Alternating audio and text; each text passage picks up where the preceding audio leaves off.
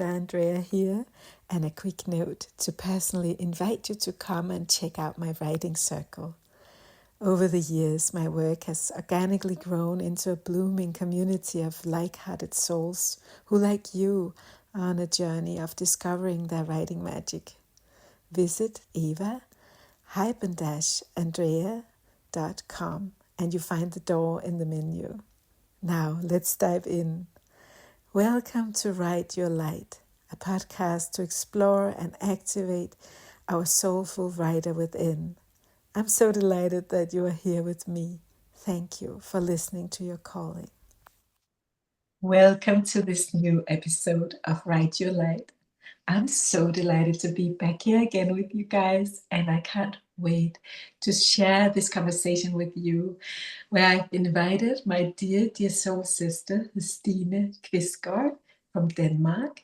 She's an author, healer, and spiritual mentor, and she's one of my favorite persons in the whole world, one of those that just makes your heart melt.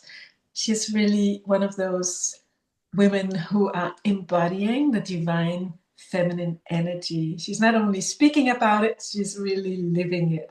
So welcome to you, Stine. I'm so happy to have you here with us in Write Your Light. Thank you so much, Eva. I'm so happy to be here. And to me, you are a very, the divine feminine too. So I feel like I'm at home when I'm with you. So I'm so happy to be here and be part of your light. Oh, I love that. That's so beautiful. And I have a feeling that we will have a very deep and fascinating conversation today. So let's start by how are you feeling right now? I'm feeling, that bubbly feeling, like champagne inside, and that's when sometimes my heart sings. And it does when I'm together with you, and I feel that very loving energy. And I'm at a time where I'm really, really busy, so this is like a perfect little bubble of heaven to be here right now. Oh, I love that. Thank you so much. And I'll also invite our listeners to kind of snuggle up and just be along with us as we go into this bubbly exploration of everything we are here to share today. So, Stine, in this podcast, we're going behind the scenes of what does it mean to write your light and what is the journey like. So I would love to hear, first of all, when did you start writing your light, and what has your writing journey kind of looked like? Yeah, well, I actually think it started when I was a kid. I always enjoyed writing when I was little. I made these little cartoons with my family, and in school I loved writing essays. And I remember one time I was about 13. I was in puberty, and I was starting being interested in boys. And I wrote this story for a Danish essay about me meeting this boy in Portugal. I was in Portugal on my holiday with my parents, and I wrote this very romantic story about meeting this boy. And I remember my teacher came up to me afterwards and said, "Did you really meet that boy, Stine?" And I was so embarrassed because I was so embarrassed to share that story and that he would ask me that. But I was also quite proud because I had that uh, love for writing. And I also remember when I was, when you were a kid, you had these books where you could write, your friends could write in the book, and they could write down their favorite color, um, their favorite foods and their dream job. And I would always write, I wanted to be an author. So I had that inside that dream from I was very young. And then I started write poems, and I was a very quiet, very shy girl. So I found that writing was a very good outlet for me because I had a lot to say, even though I didn't have my my voice in that way, so I could write. So that's when it started, I think, way back then. Uh-huh. I love it so much. It kind of brings me back into my own inner girl. I had forgotten about those books with those, sharings, and how beautiful that you always had that dream in your soul. And I think that is something that many can recognize, that somewhere there was a love for writing very early on. Uh, so thank you for sharing that. And now you have written 2 books, right? So 2 amazing books that I really love and recommend. And um, so how was it first time you became an author? If you can take us to that point. Hmm. Well, the first time I was at a very vulnerable state, because I had a concussion, and I was experiencing a really long dark night of the soul.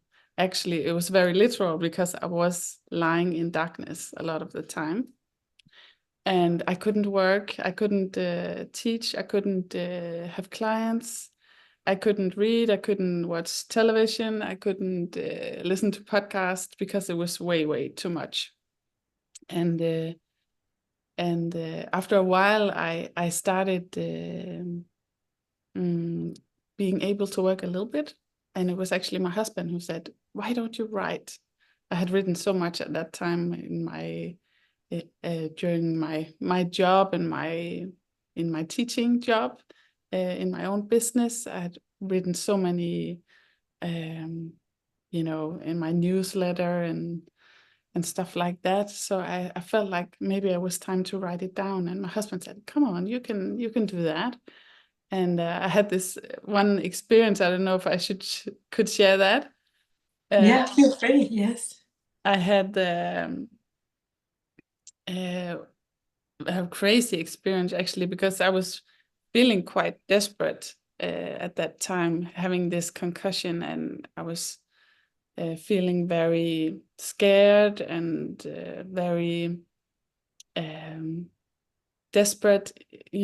What can I do, and how will my life be, and what about my kids, and how can I be a good mom for them when I'm just lying here?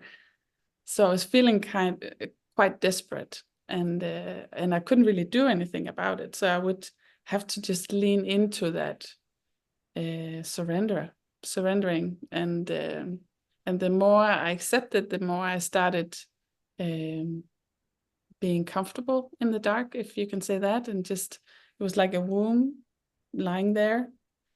And as a spiritual teacher, what this process is like. You're in dark for a long time, and suddenly you can see your own light, or the light comes through.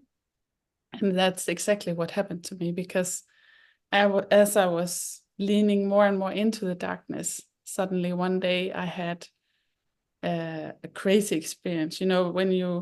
Some people experience light when they meditate. But this was way stronger. It was like a rush of light in my whole body, my all my cells. I was completely vibrating with light. So that experience kind of opened something in me, and it was after that I got the courage to start writing. And later on, I wrote, when the book was finished, I actually called it Lys Levende, which is alive as a light, because it was that experience that brought so much creativity through. And in the beginning, I just wrote 1 hour a day. That was all I could. And then step by step, it was like I was writing myself out of this dark night of the soul, actually. So it was a Wow. powerful experience for me. I don't Mm. know if did I answer your question? How did it?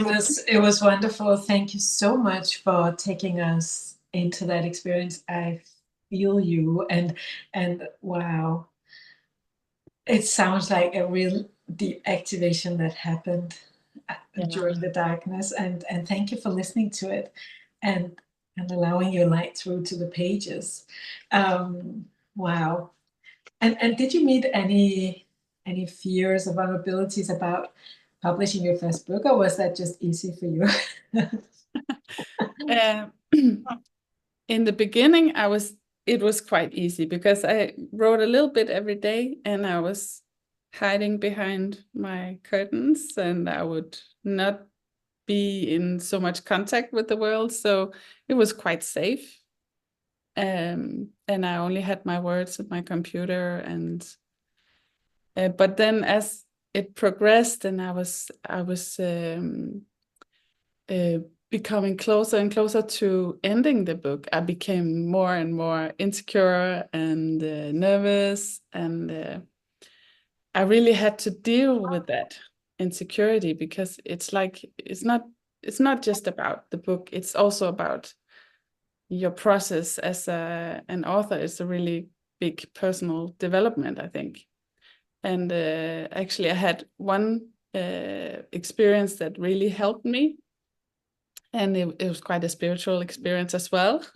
And I'm sure your people who are listening are probably familiar with a spiritual experience, so I can share that too. It was I was at that time I was feeling again, one day I was lying in my bed for natural reasons because I needed to rest, and I was really feeling that insecurity. And so I would just hold myself and let it rush through. And I went into this meditative state, and then I experienced that the Archangel Michael came to me, and he would, in my meditative state, I saw him and I felt him standing behind me with his big wings, and he would like hold me with his wings, and then it was like he would let me wear the wings, so I could try to stand there with these wings. It was like a flight instructor training, preparing me to spread my wings in some way. So I would just feel these heavy wings and feel the power of them. And then in my meditation or whatever it was, I saw he would lead me up on a mountain, like the big, beautiful mountains you have in Norway. And there was like a valley and a lake. And I'm quite afraid of heights. But he would stand next to me right at the edge. And I was still wearing these wings. And he would say, "Go on, you can fly." And then I would, jump off the cliff and like a paraglider, just floating around in the air. And I was really, really scared. And I would somehow go down to the ground and land safely. But then it was like I had to go up again and do it again and again and again. And finally, after I don't know how many times, I would start to enjoy it. So it's like really facing my fears, jumping off the edge and trusting that I would be, held by the air, and these wings would help me and save me and inspire me. So yeah, that was quite a significant experience too, because you have to deal with that fear. It's so much part of the process. I can't tell you how much I love this story. That is so beautiful. Thank you for sharing. Oh my God. And yes, the Michael energy is amazing to call on when you feel like you need protection of your heart or whatever. And oh my God, it's so beautiful, and actually reminds me of a point in my own journey where I was also experiencing being given wings and a shield to my heart, actually. Wow. So thank you for bringing that back to me. And I'm thinking also for the listeners, don't you think you could even sit in meditation and just imagine what it would feel like to put on your wings, right? And fly if you meet your fears. Uh, it's Yeah. inspiring. Yeah. And also, calling, because it's a big process to stand by yourself when you're writing something and it's so vulnerable. So that the whole idea of calling in help from It could be from your guides or angels, or it could be from other people like you who are helping so many people. Hmm. Yeah, I love that. And I totally honor the vulnerability that comes with sharing our heart and soul on paper. It's like the most courageous thing we can do, I would say. It's like it takes so much courage because, especially when you write from this most beautiful place inside of you, as you do, and as these light workers that we are embracing here in the podcast, it's not just some words from your brain. It's like a piece of your soul that you're sharing. So it needs to be honored and to be also protected somehow. And there are also like energetic things you can do when you publish a book. I like to do a little ritual and wrap the book in light and love, just to protect it. So so It, thank you so much, Stine. rituals are so powerful, really. There, yeah, I know. I mean, you're the ritual girl, right? You know all about that. Also, actually, my second book, which I Mhm. released in November, Yeah. it was so difficult for me to let it go because I felt like I had taken on a big job with that book. I was not only speaking for myself, but I was speaking for other women as well. So I felt really humbled by it, and again this insecurity.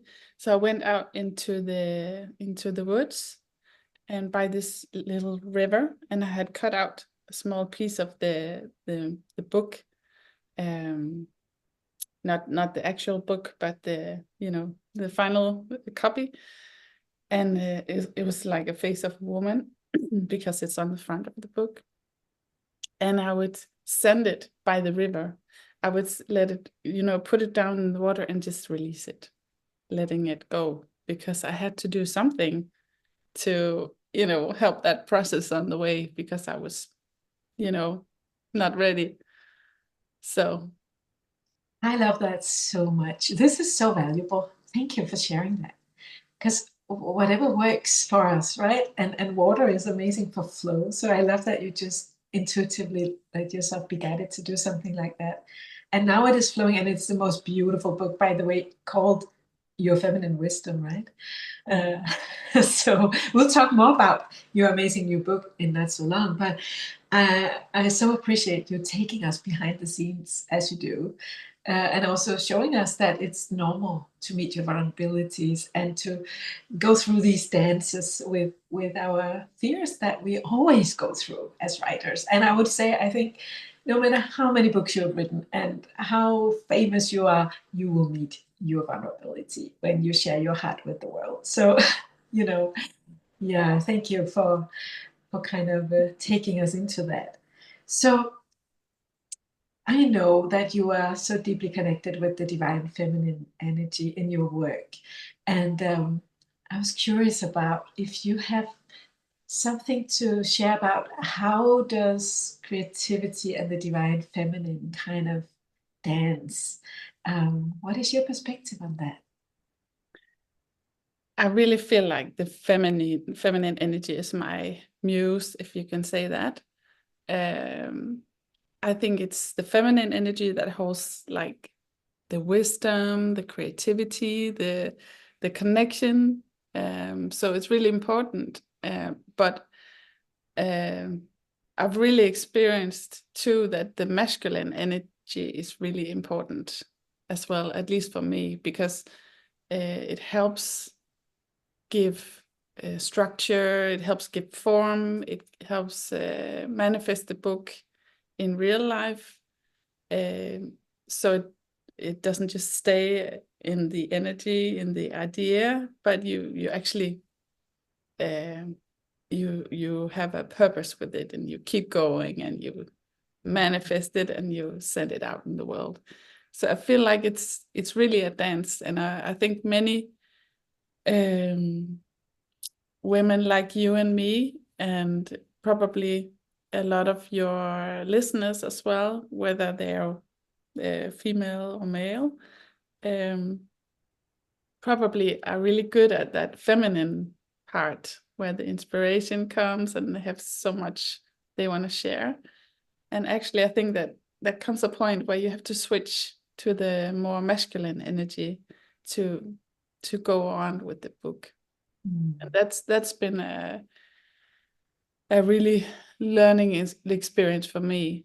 So I think they're equally important. But in the beginning, you have to make room for that feminine energy to flow. And I remember actually I would use your magic box. You have this amazing space with all these inspirations and meditations. And I remember I would use your meditation, the Muse.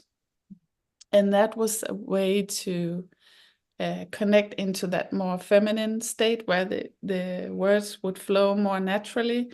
And I was very inspired by your way of writing, which is so soulful and connected to the heart. So I would, let myself get inspired by like your way of doing it, and yeah, going into these more meditative states when I would try to write. Oh, this is fascinating to hear. Thank you so much. I'm totally with you in that kind of dance between the masculine and feminine. And often I feel the beginning stages are very feminine because we are receptive and have to be open, listen, receive, be soft in a way, right?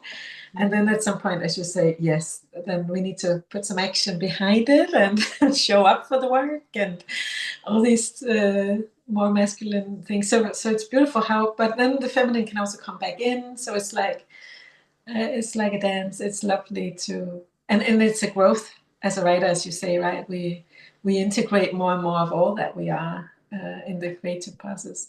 And I'm so happy to hear that you have enjoyed the writing meditation, the Divine Muse. And it is actually now a meditation I give as a gift on my homepage. So if you go to evaandrea.com, you can see the link below here. You can actually go and get your own free writing meditation. Because it has been a meditation that really opens something up for people. So I've chosen to give it as a gift. So thank you for sharing that. Now, when you, what would you say when you go into writing, and maybe you have touched a bit on it, but like, how do you feel that you lean into the feminine in the beginning of a book writing process? What does it look like for you in a way? If you could elaborate a little more on that, maybe. Yeah. The way it works for me, it's like I find that inspiration finds me.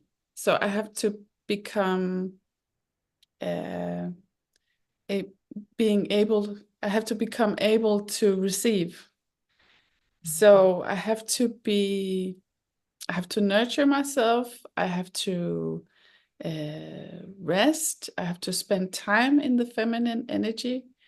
I have to be connected to myself. I have to be connected to the universe where the inspiration comes from. That's my experience, because a lot of it has come like downloads. So I feel like it's a great help to put yourself in situations where you something moves you, like if you go to a concert or you listen to music or you even watch a movie that somehow activates your feelings, if you go out in nature. So it's something between becoming empty and becoming inspired. So you can be like a bowl that can receive the inspiration, like the feminine energy in some ways is a holy grail, right? So that was the way you can receive inspiration. Mm-hmm. Oh, this is so yummy. I love it. The feminine is like the holy grail. Totally. Yes. I love it. And I love how practical you also become, because it's like these states are the grail where you are open and listening. So something can kind of hit the inside of the grail. So it's beautiful. Beautifully Yeah, put. because if you just keep doing, Yeah. if you just keep, you know, you have so much to do. So, and you can be doing forever and ever if you wanted to do that. But that doesn't allow for that space in between. And very much that's also the feminine energy, in many ways, is that cyclic way of thinking. So you can do, then you need to rest. So that cycle, and you can't receive so much if you're not open. Oh, this is so good. Now we're talking. Oh yeah, and I know that your last book, the Divine or the Feminine Wisdom book, is also about the year and the rhythms of the year. And do you see a parallel here to the creative cycle and the feminine cycle in a way? Yeah, I really do. I think I've I've begun to see everything in a cyclic way. I notice it in all things now, because I notice it in myself, my energy. I notice it in the year, the energy is shifting from yin to yang, and I even see it in our society. You know, we've had this long masculine era, and it's at its peak almost, I hope. And we have to, you know, everything is turning. We are forced to put light on the feminine energy now to create a balance, or and you know, it has to turn because it's at its peak. We can't we can't do this anymore. So I yes, I agree. see it in all. Yeah, and it also it gives hope, right? When you have that perspective, it's like you know that after the winter comes the spring. It's just becoming spring here in Norway where I'm living. It's like so beautiful. It's like it won't last forever, the frost, right? And it's like so it gives some kind of higher perspective on life, but also on the creative journey when we know that it goes in cycles. So thank you for putting light to that. Um, and yes, I hear you in the bigger picture as well with the world and well the time of change we're going through right now. Uh, it's hopeful Yeah. to know. Yeah. Wow. So Mm. well, now just to honor a little bit, you just had your new book released, right? And would you like to tell us a bit more about that process? How was that? And do you have the book here somewhere or I do. see the beauty? I have it right here. Oh, I love it. It's So beautiful. it has this golden, and it's the moon and the woman, and it says, live in harmony with the cycle of nature, and rediscover your feminine wisdom. That's pretty much the headline for the book in many ways. And it's a book about cyclic living, you can say, where you lean into the four seasons and you explore the feminine wisdom within every season. So you learn about your inner seasons as well, because we have those in our, you know, we follow the seasons. Like you said, the spring energy is coming now, but we also have them in our female cycle, our menstruation cycle.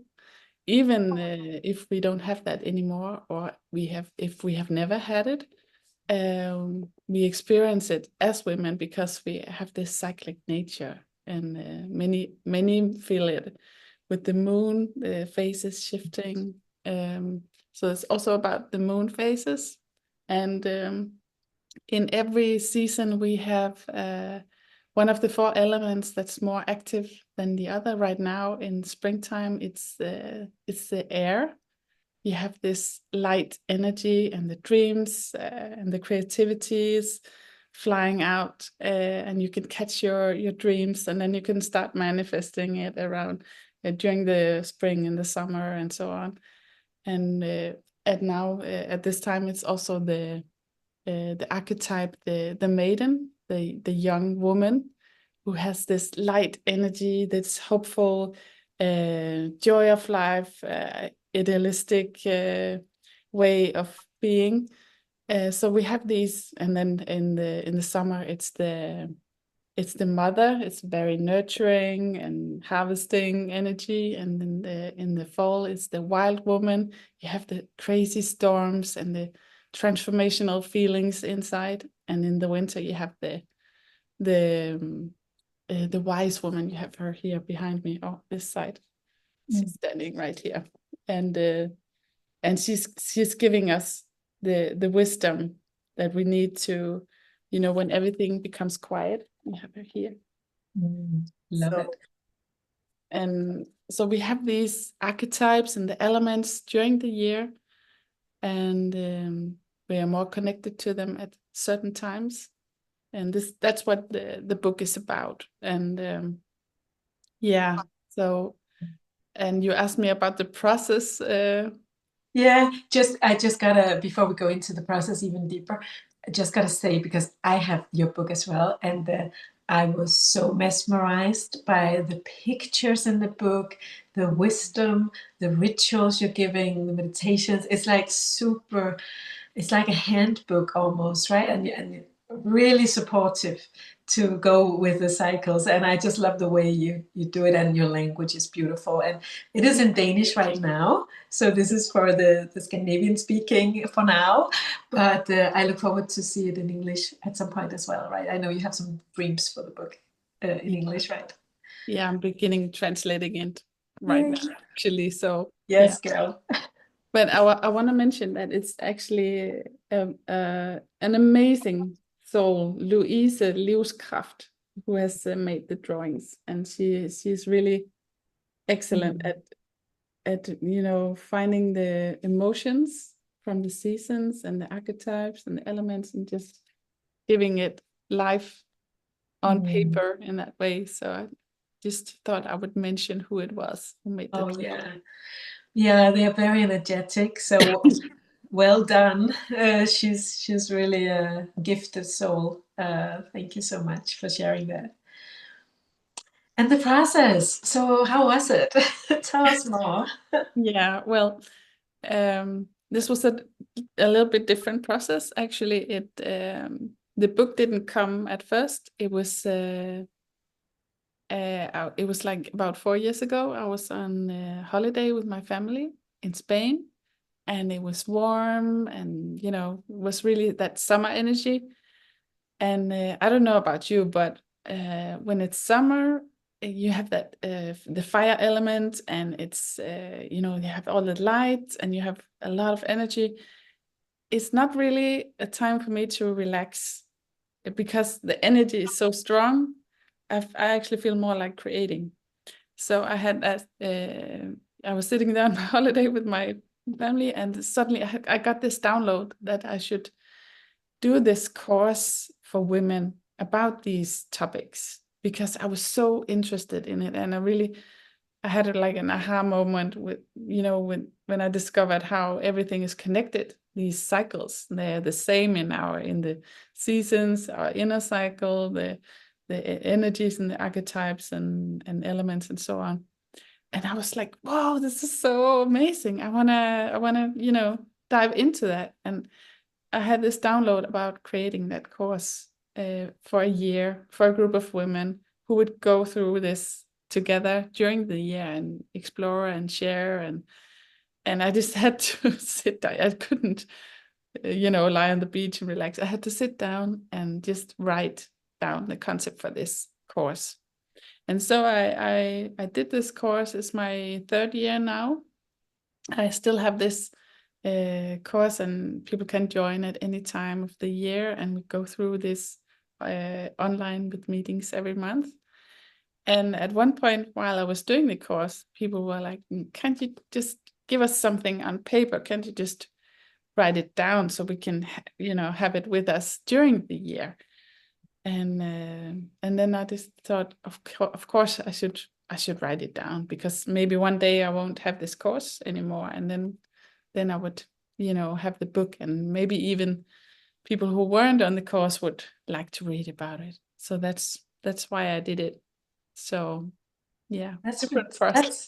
Different process, but it's beautiful, and I love that, because I see that happens often, that because when you are a teacher, you are a spiritual teacher, or you teach your topic, uh, you might have the material for a book without knowing it, you know? So it's good to be reminded of that. And I think your story really shows that sometimes it comes to us that way around.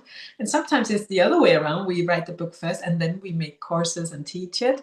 But I think there's actually a beautiful kind of grounding to it when it starts with teaching, because then you get to also deepen your message and kind of, you know, what people are struggling with, where they need more kind of a guidance or something. So it's like it helps your book also to become very rooted uh, in reality in a way. Does that make sense to you?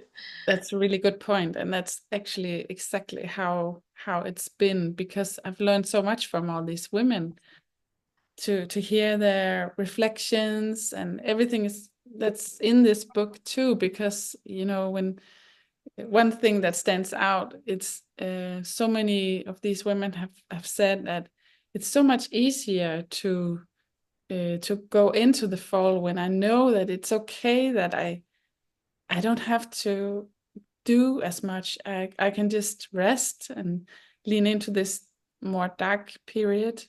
I don't have to perform, and I can just be more gentle with myself, and more healing.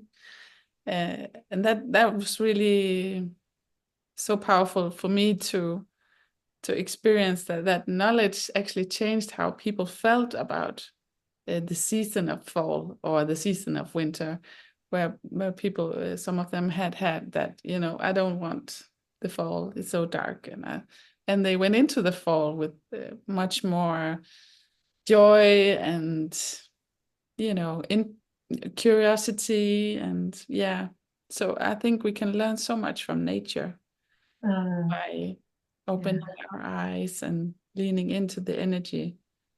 And we've really come very far away from nature, right?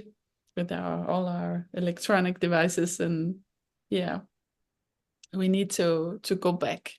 Uh-huh. Yeah, totally.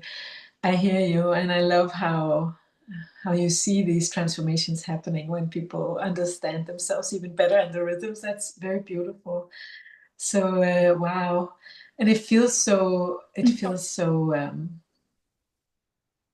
what can I say? It feels so true when you speak about this. I think everyone can feel the resonance with this. It's like this is how it was. We were born to go with the flow of the nature. So, what would you say? You maybe have touched it a little, but what would you say that this book gives the reader, just shortly? Well, the main message is to think and live more cyclic.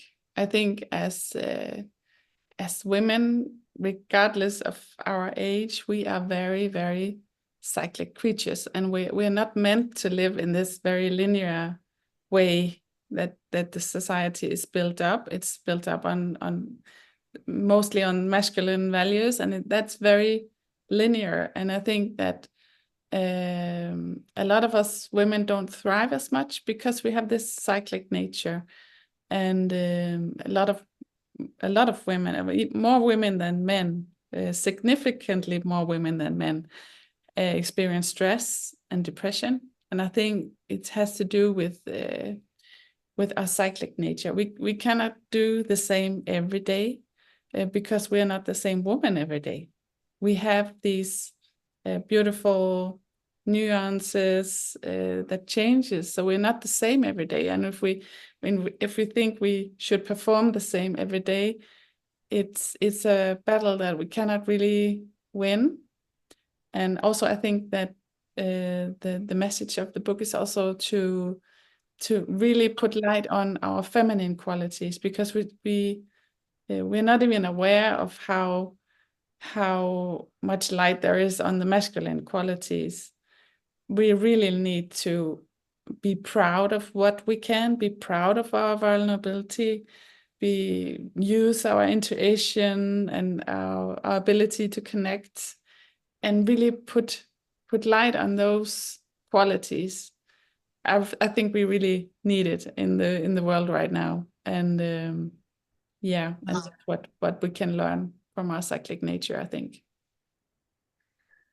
Sweet music to my heart, Stine.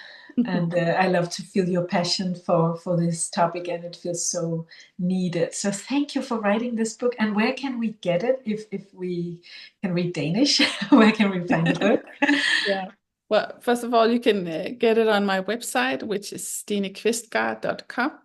I'll put the link below here in the show notes. Yes.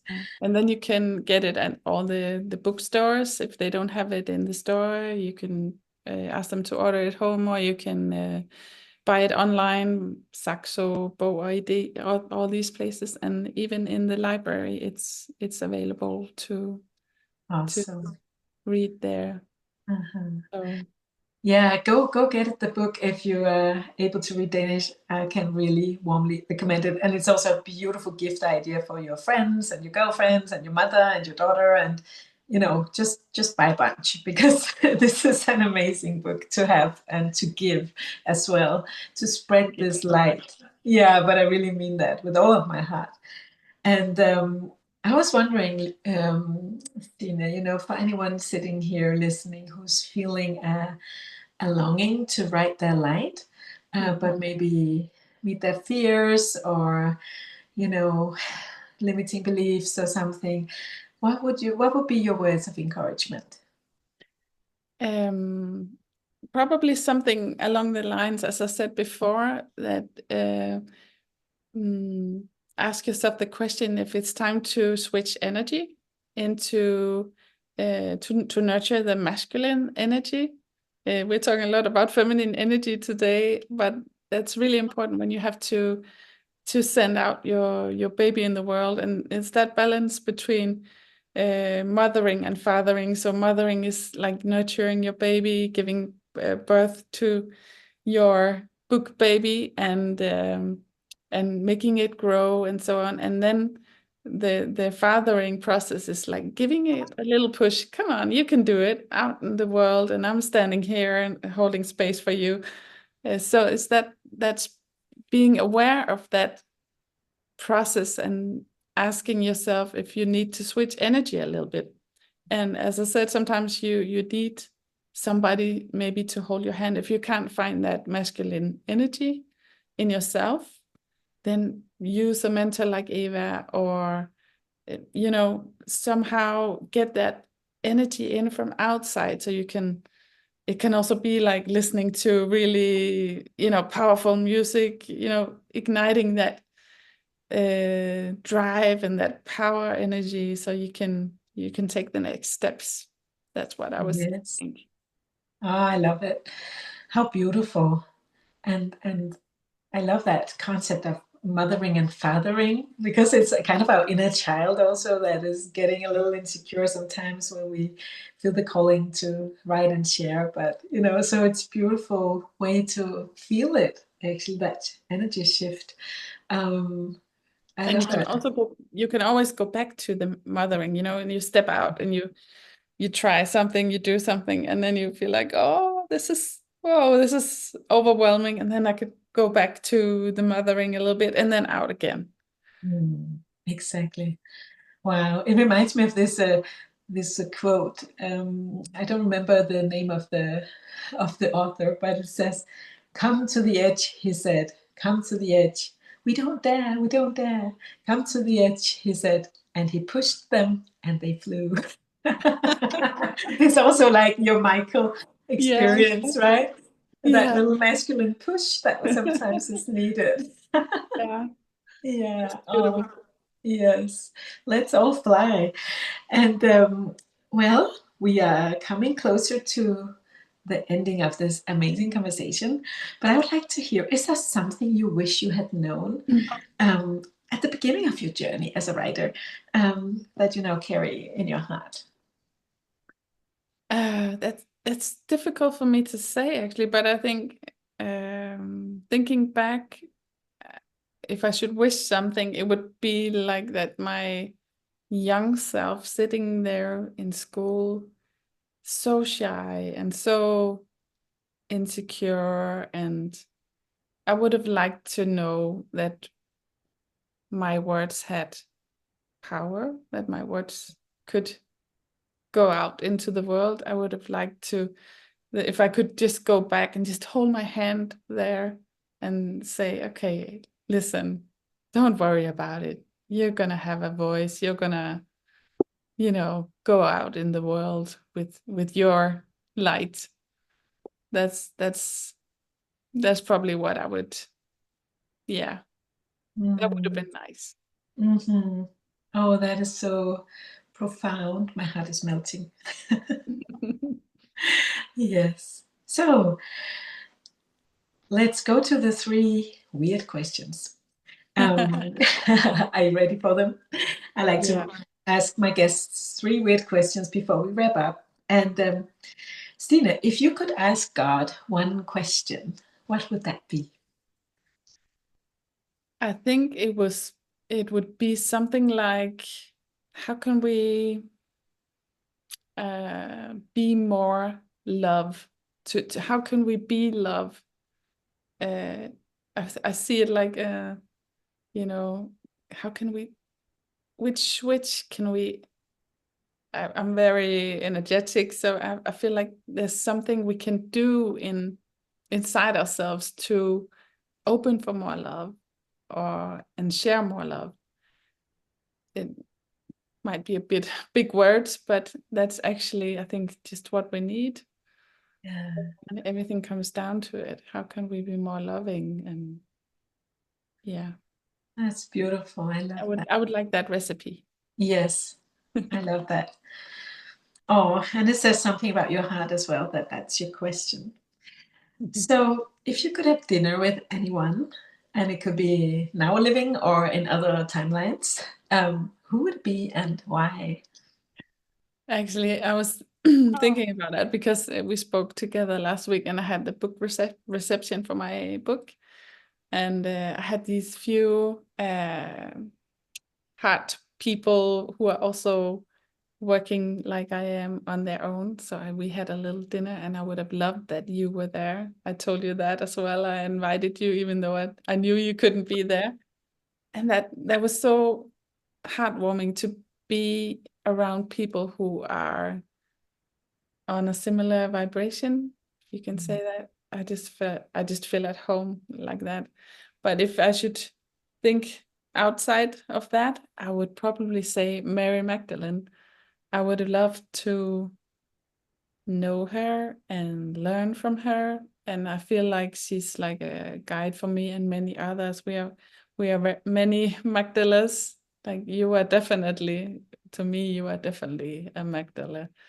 And we were talking about you visited the church Mary Magdalene in Paris recently, right? And we wrote when you were there, and it's like, to me, you are really embodying that energy, and I would really have loved to be in her school somehow and learning from her. Oh gosh, I feel you. And yes, I would like to have a dinner with Mary Magdalene too. And actually, we have, for those who can see the candles here behind, they are from the Magdalene Church in Paris. So we got a little bit of the Magdalene energy with us today as well. And Yeah. and I will say the same to you. You're also embodying the Magdalene, the divine feminine. So thank you so much for sharing that. And well, what is your secret wish for humanity, Stine? I really wish for the feminine energy to rise and take its place, and being more consistent and proud and insisting in being a presence in the world right now. And I don't wish that it should overtake or just be completely equal with the masculine energy, because I think that's a really important balance that we need right now. It's about, okay, now it's time. So I really hope that of course, everyone has the feminine energy. It's not only women, but especially women have access to that energy. And my hope is really that we can give it a voice more and more, so we can make a better balance. Amen, sister. That was so beautiful. I love that. Thank you so much for your sweet presence with us today, for all your wisdom, all your openness, and for sharing this fascinating journey you have been on and that will continue in the time to come. I appreciate you deeply, and I root for you and for your beautiful books and your sacred work in the world. And I'll also say to everyone that I'll put the link for Stine's homepage here below, so you can go and check her out, work with her, read her books, and just enjoy even more of her divine feminine presence in your life, right? And yeah, just thank you all. Thank you, Stine. Maybe you want to say a closing word as well. The word is yours. I really want to thank you, Eva, for not just for inviting me, because I feel so privileged to be here, but also for taking that space in the world with your magic and insisting on that this is important. And so many people are so inspired by you, like I have been. So I really want to thank you for sharing your light. It's so important, and you are really one of the front, front feminine leaders. And yeah, so thank you very much for the difference you're making. It's really important. Thank you. Oh my God. Whew. So much love here in the house. And I'm also sending all of this love on to our listeners. Thank you so much for staying with us till the end. And I'll ask you that if you felt that this was inspiring for you, helpful, insightful, put a like on the episode, share a comment, share with us what hit you, what touched you, and I'm sure we will both read those comments and feel you, and share with your friends, and if you hit the notification button and kind of what you call it, follow the podcast, you'll also get the next episodes. I have so many more beautiful light workers coming in to share their light. So thank you for today, and so much love. Thank you so much for being here with us.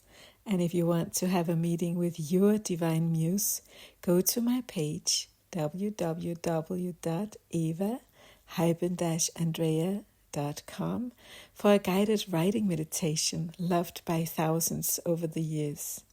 Thank you for listening, everyone. Share this episode with your friends and hit the subscribe button, and I'll see you next time. So much love.